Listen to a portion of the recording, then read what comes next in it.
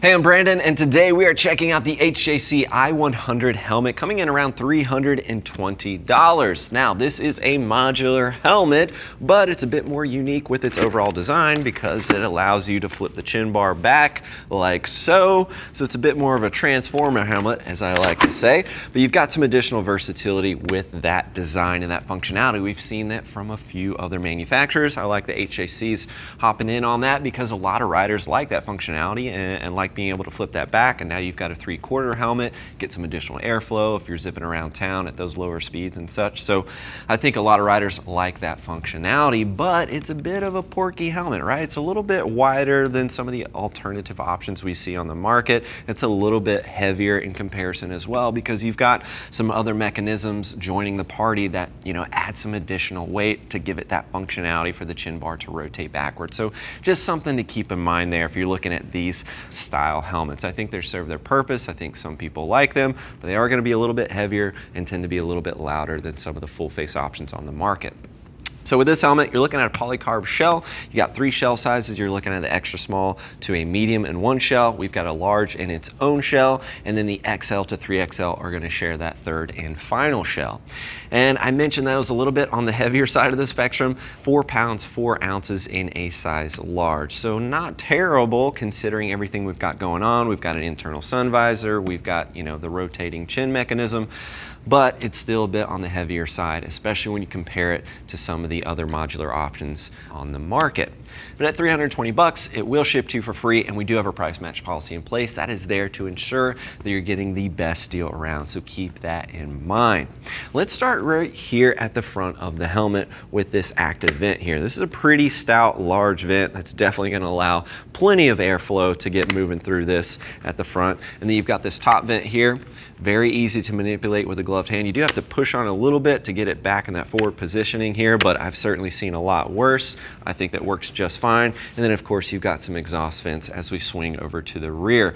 But as you can see, this is definitely a wide helmet. It's definitely got some overall width to it. And speaking of that, I do want to mention the internal shape here is going to be an intermediate oval internal shape, a bit more elongated front to back than it's going to be side to side. You're going to feel that the cheeks are hugging pretty snug in that particular area, and I think they do that a lot with modular helmets in particular, but they do that a lot on purpose because it wants to you know, squeeze the face, make sure that it's nice and snug in that particular area because it helps with the overall stability when you've got that chin bar lifted open. So that is par for the course there with how tight it is in that cheek area. So just keep that in mind. You're going to get that chipmunk cheek type of effect that is very normal and to be expected. Now, swinging over to the shield. It works, it's totally fine. I like that it's got that lock at the top position here, but when you close it back down in place, one thing I don't love is that you really have to press on both sides. So as you can see here, I'm gonna press it down. Right, I've got this lock, but I've still got a little bit of a gap here. Kind of have to press that side, kind of give it a little shove there. And now I've got that good seal there and you can kind of hear that click. But otherwise, with one hand, it's really hard. You can see I've got the gap here on the side, so you've really got to press on both sides of the shield here. That's definitely going to be a bit of an annoyance for me personally, and it's certainly something I noticed right out of the gate. So something to keep in mind there. You really got to press on it a good bit, and you'll hear that click, and you'll know that shield is locked in place. Pinlock ready face shield with the Pinlock insert included in the box. Now I'm going to go ahead and rotate this chin bar back, so I can talk about some other things here. You're going to see this red tab. If you pull this back, that's actually going to lock that chin bar in place so it doesn't move on you. Now, I mean, if you really put enough force, you could break that, but that's actually designed to help keep that in place if you want it. And then you simply push it forward, push down and forward, and that's just going to allow it to rotate back forward if you wish to do so. Now, removing the shield is a little bit cumbersome. There's a small black tab right here on the edge. Once you get that, it's easily, you know, pops out pretty easily, but it's kind of hard to get that little black tab to pop the shield out. A little bit cumbersome to get it removed, so worth noting there. But a lot of us like that functionality, or I should say a lot of riders like that functionality. It's not really my forte personally. I'm not a big fan of modular helmets, but you know, I think some people are certainly going to like that and get some benefits of having the option of having a 3/4 style helmet when they want it. Internal sun visor, very easy to manipulate. You've got this little tab right here. just forward and backwards. I think it's good coverage on the inside. It goes low enough. Sometimes we run into some, issues with internal sun visors where they don't drop down low enough and you don't have the adequate protection from the sun when you need it. But this one's very easy to manipulate, very easy to open and close as you wish to do so. Let's work our way to the interior of this bad boy here. Go ahead and undo that. That's kind of nice, being able to open that up. Pretty standard issue interior liner, a little pop of reflectivity here towards the bottom. Got your cheek pads, of course. You can take everything out, wash it up if you wish to do so, keep everything nice and clean, and then pop it back in place. Go ahead and recess that there. Get the headliner out of place.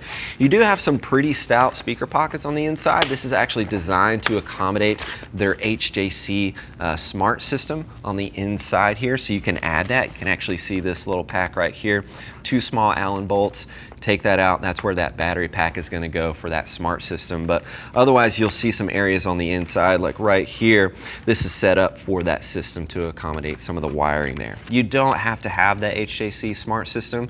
You can throw in your own proprietary system if you wish to do so. Just keep in mind the internal sun visor mechanism is right here on the side, so you'll probably have to scoot it back a good bit. And keep in mind with that rotating chin, you want to make sure everything's out of the way. So it might take a little bit of finagling to get it to fit right here appropriately and still have the functionality of the chin bar, but you can certainly do it.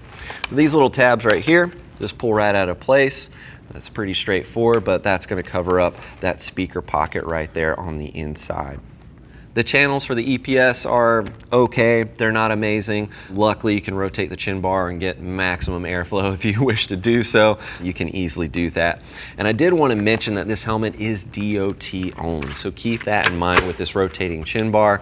Good functionality here, but it is DOT only, and 4 pounds, 4 ounces is certainly a bit on the hefty side of the spectrum, but you've got an internal sun visor. You have that functionality there if you want to, drink a big gulp and eat your hamburger on the go. I wouldn't recommend it, but you can certainly do so with this style helmet. Of course, if you're looking for more details, click that info button. That's going to take you over to the product page. And as always, if you're comparing this to some other options on the market, don't hesitate to reach out to our customer service team if you've got some additional questions for them. They're all riders, more than happy to get you pointed in the right direction. Thanks for hanging out with us for a bit here and taking a closer look at the HJC i100 helmet. I'm Brandon. Keep it pinned.